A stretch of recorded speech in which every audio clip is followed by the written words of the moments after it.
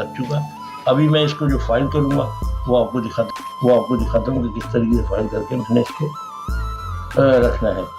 तो ओवन तो मेरे पास नहीं है, लेकिन मैं इसको जो स्टीम दूंगा वो एक देगचे में दूंगा, पानी नीचे डाल के और जाली रख के फिर मैं आपको दिखाता हूँ। वो भी तरीका दिखाऊंगा आपको ताकि आपको समझ में आए कि किस तरीके से हमने काम करना है। तो ये देखें, ये मेरा मसाला लग चुका। अभी मैं पैक करके दिखाता हूँ। नाज़रीन, जैसे कि आप देख रहे हैं कि देखें, ये इस तरीके से हम इस तरह भी रख सकते हैं अगर बड़ा देगचा है, और अगर आपका देगचा छोटा है तो इसको हम इस तरीके से मोड़ के भी रख सकते हैं। क्योंकि मेरे पास पतीला इतना बड़ा है कि इसके अंदर इस तरीके से मैं रख सकता हूँ। इससे छोटा भी हो तो आप इसको और ज़्यादा इस तरह बैंड कर सकते हैं, क्योंकि हमें स्टीम करना है इसको।